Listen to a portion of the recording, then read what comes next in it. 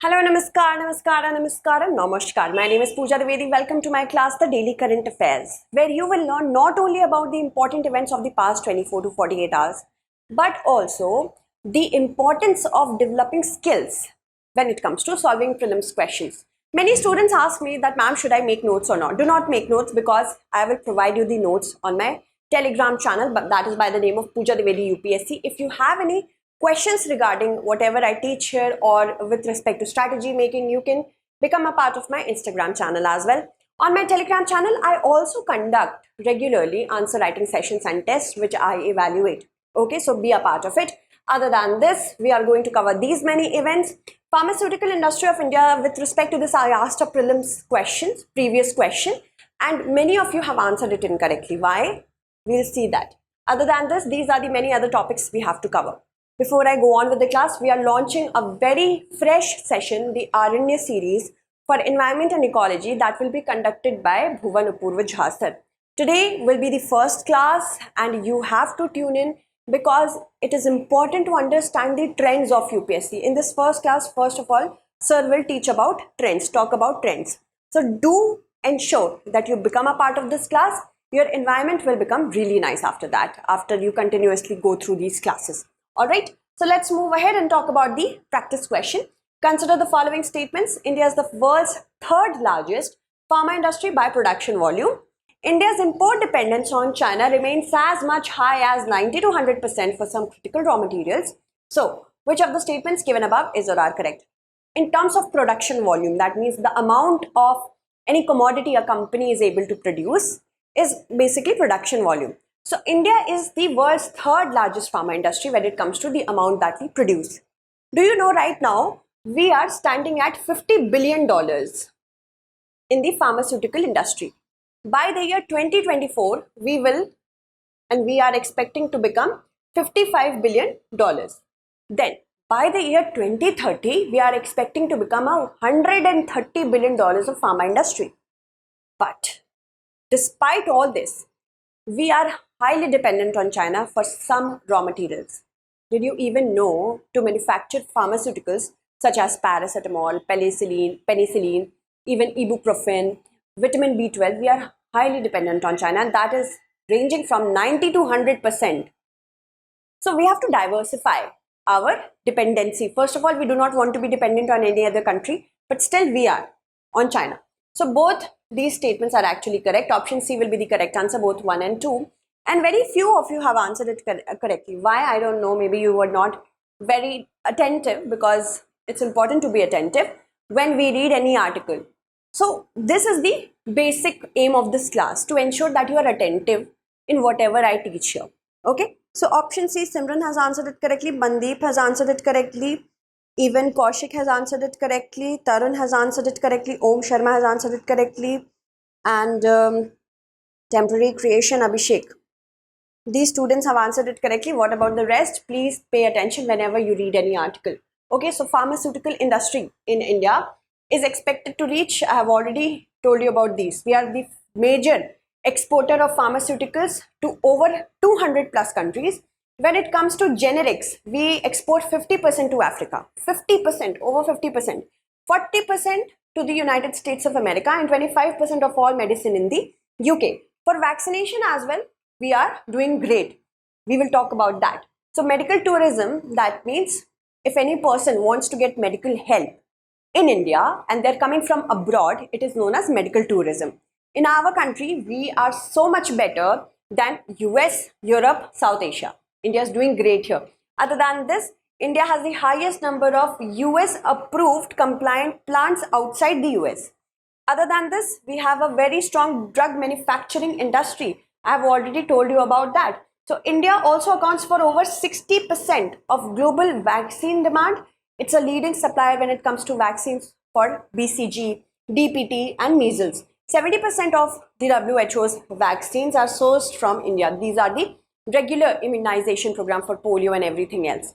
So this answers the very big question. How could India defeat the COVID-19 through vaccination? It was because of that only. So I've already told you about this. We are the world's third largest production volume country when it comes to drugs and medicines. Nearly 8% is captured by us, but imports from China remain high for important drugs such as paracetamol, penicillin, ibuprofen, and even vitamin B12, among others. With respect to the Nasha Mukt Bharat Abhiyan, consider the following statements. It has two-pronged approach, including outreach and awareness and rehabilitation. The implementation is done at a district level while the monitoring is done at the central level. The nodal agency for this scheme is the Ministry of Social Justice and Empowerment. See, this is both concept-based and fact-based. Fact is, of course, you have to know it. You will know it by reading. Concept, when you understand that how is any strategy formed. If supply is too much, we may not be able to take care of the other parts of it. I'm talking about drugs. If we are continuously in a state where supply is not being prohibited, what is the value of awareness and rehabilitation? So this is concept. Then implementation is done as district level and monitoring is done as central level. This is also concept. Any policy, you are going to become a bureaucrat. When the government will recruit you, you will implement the policy at the district level. And who will monitor your work? It will be the central level. So that they can see what is the uniformity among different districts. Why your district is performing better than others or not better than others. So second is also concept. And third is fact as well as concept. Whenever any social schemes are developed, who takes care of it? Generally, it is the Ministry of Social Justice and Empowerment. Okay, so from that perspective only you have to think about it. So what do we have to see? How many statements given above is or are correct? First statement is not correct because it has a three-pronged approach.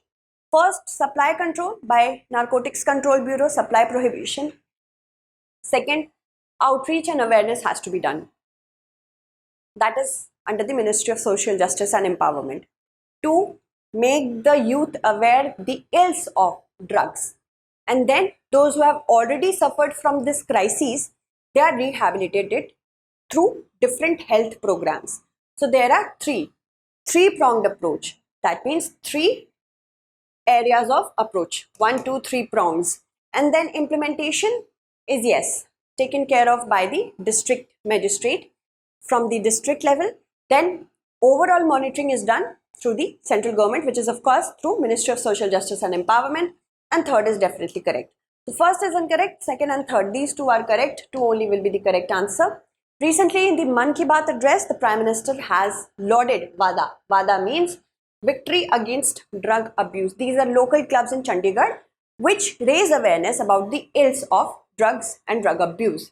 So Nasha Mukt Bharat was also, this scheme was also held during the Mann Ki Baat, in which the Prime Minister said that it was launched on August 2020 with the same objective and India is doing great, and it was on 15th of August. Now this year we will complete 3 years, we will enter into the 4th year of it.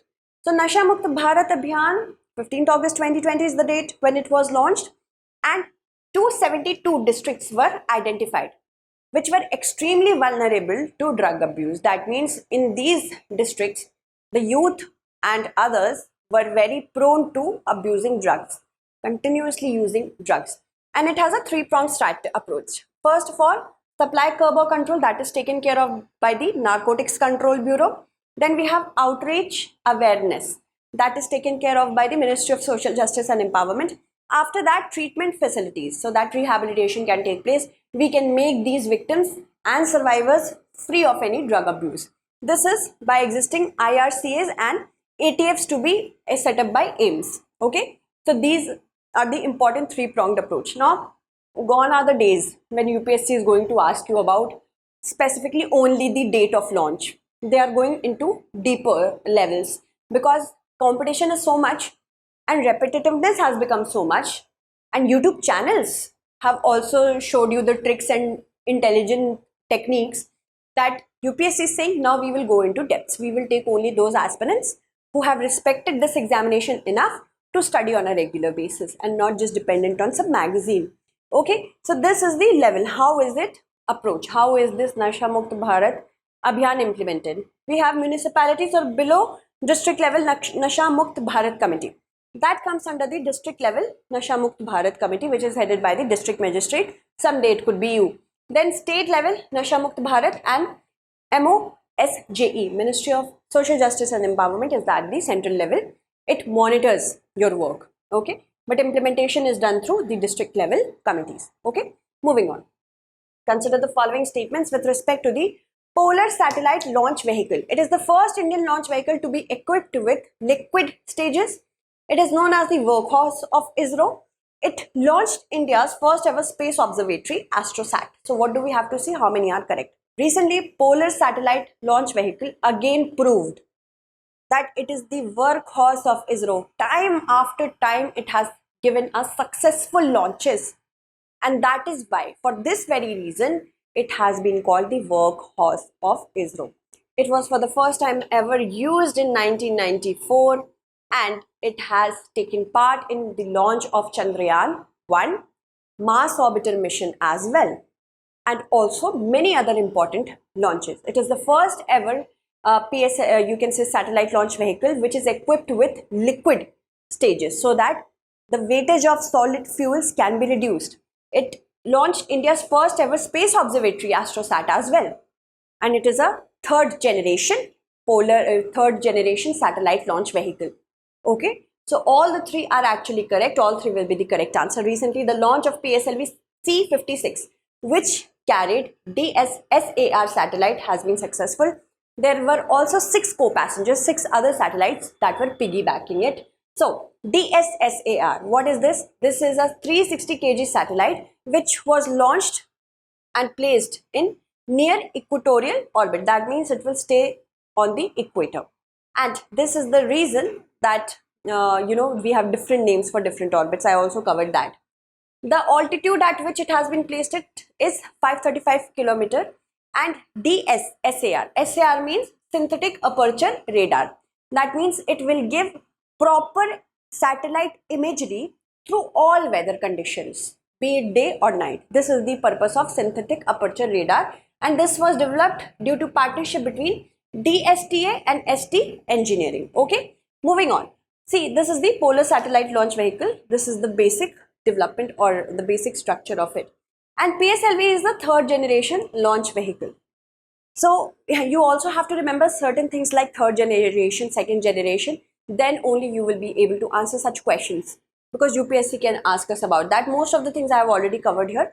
And also it has earned its title the workhorse of ISRO through consistently delivering various satellites to low Earth orbit, or specifically the IRS series. And it can take up to 1750 kg of payload to sun synchronous polar orbit of 600 kilometer satellites. That means it will synchronize itself with the movement of the Earth's movement towards the sun. And of course, these all are the important things that you will not find in books. With respect to such current affairs, government websites, ISRO's websites, these are must. Okay. Then you think that where these questions are asked from. This is the reason why we conduct daily current affairs, that you do not have to waste time all the day in order to search for the correct information. Government websites are a must. Sometimes I have also found that because of lack of updation, government websites can fall behind. But we will update it for you in our daily current affairs. Now, if you like the way we teach, P2I batches we have launched, and this today is the last date of taking part in the P2I batch, which was launched on 22nd of July. Please, I personally vouch for this batch. You can take admission for Hindi, English and English, and it is going to provide you everything at one place. Mains test series, prelims test series, daily answer writing practice, current affairs module. Other than that, you will also be able to get a mains residential program.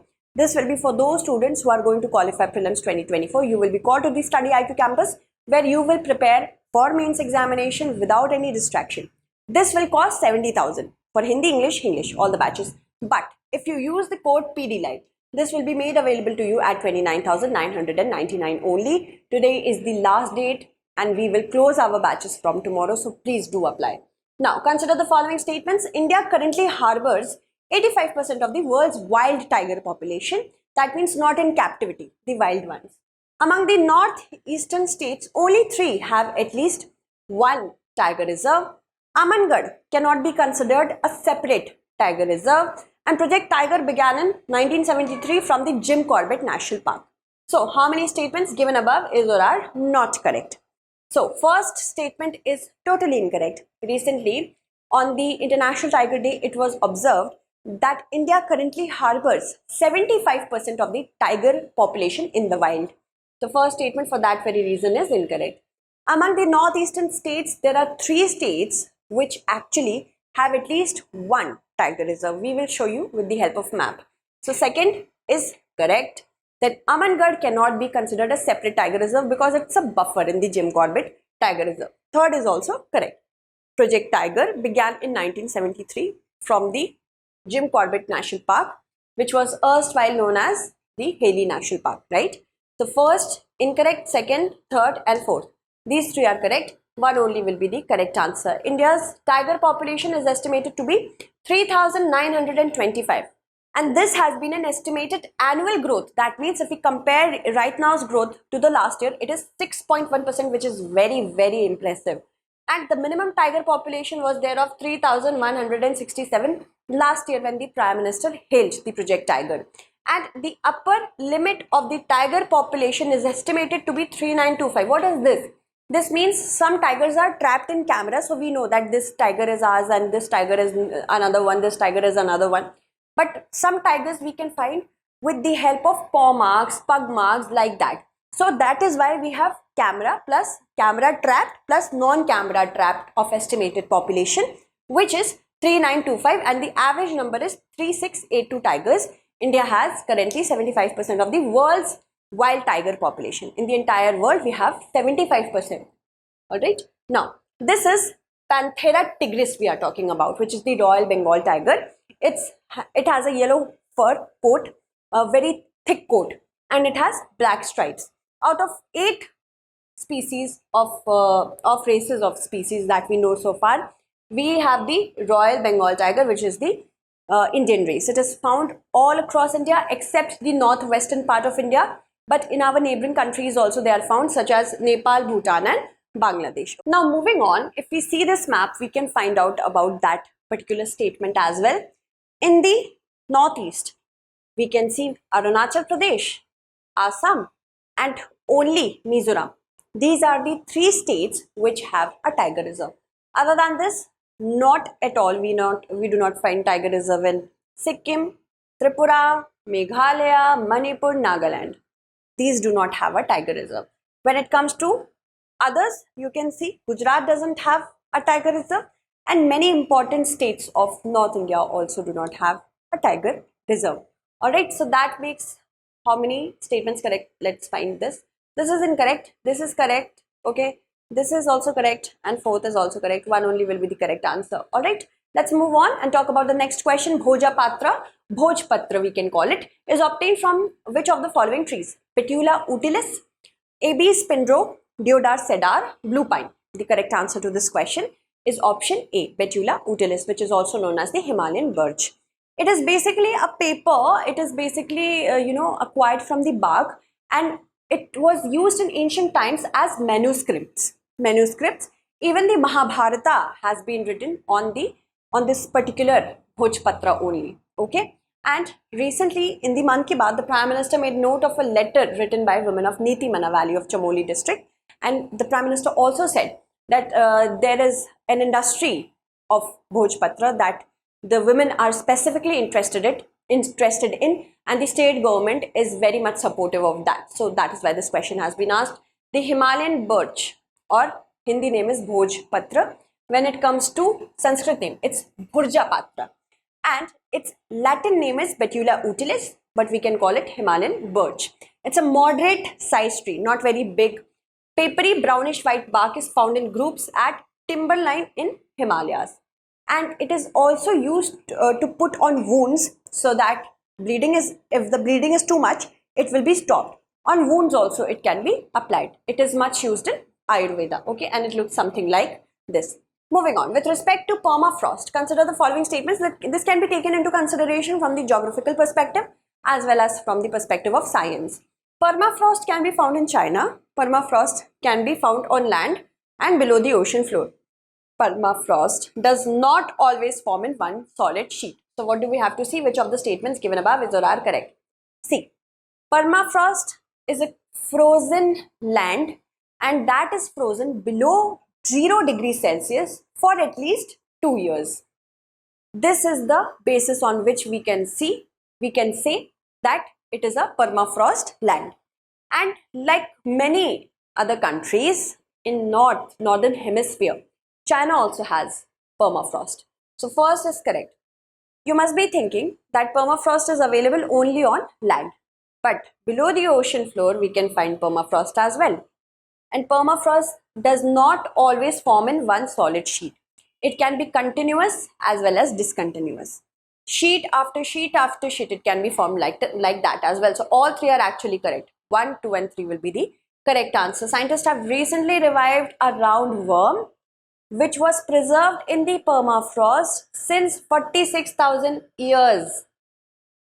And this roundworm, it has survived a condition which is known as cryptobiosis. That means in a dormant stage, if any organism is stored, it's between life and death.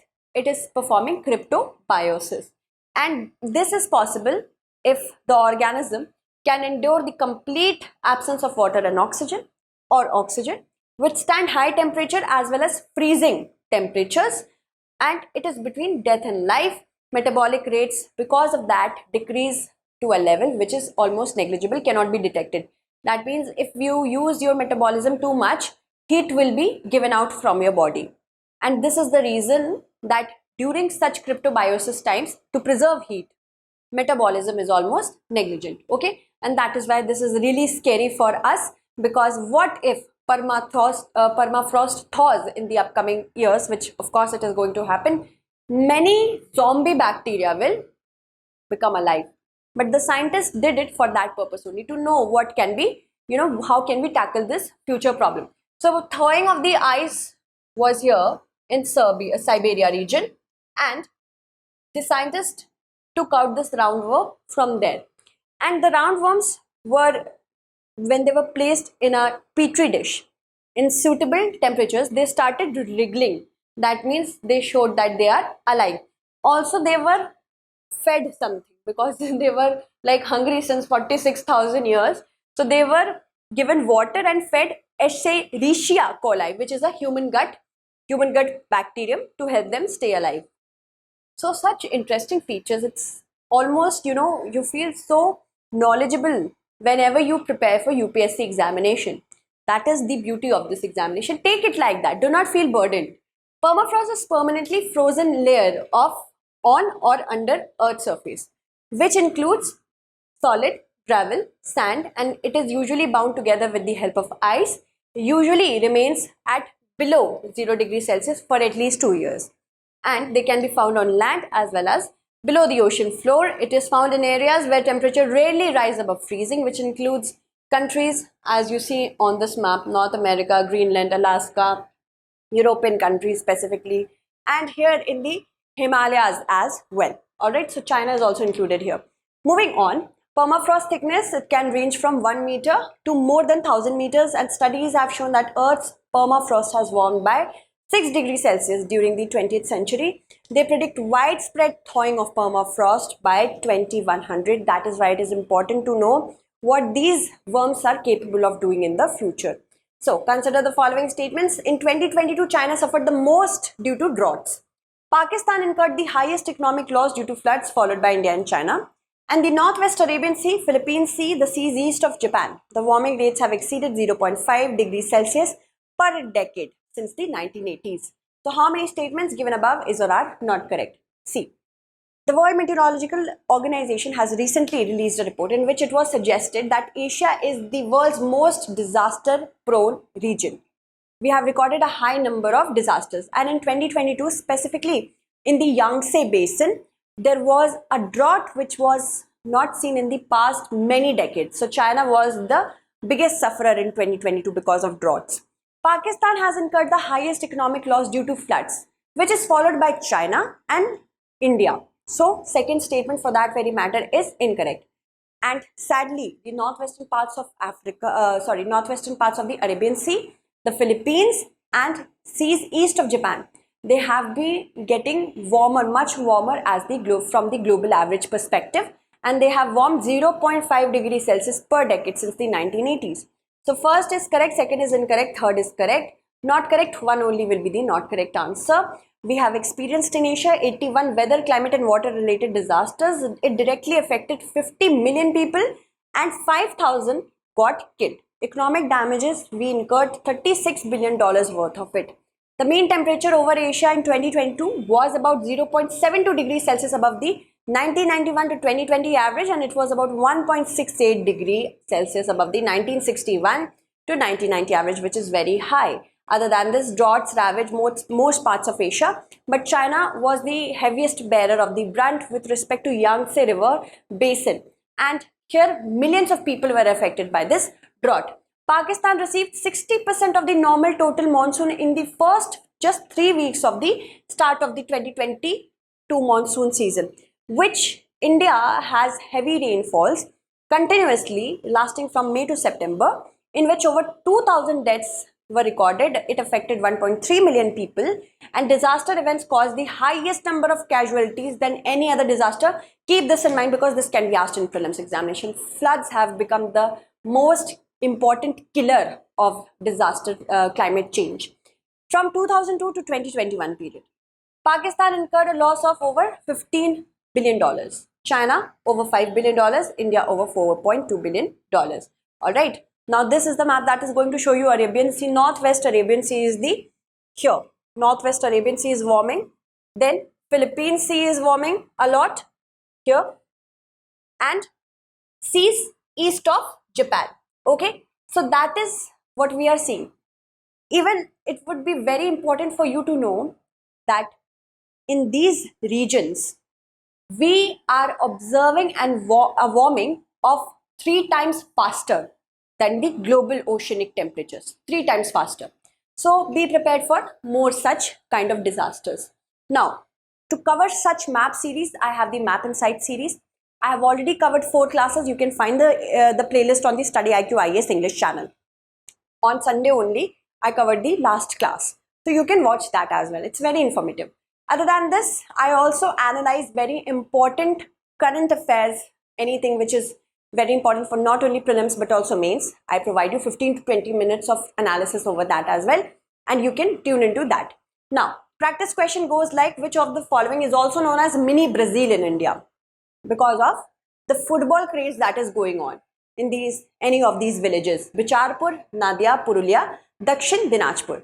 I hope you answered it correctly so that I can take your names in the upcoming class. Thank you so much for watching.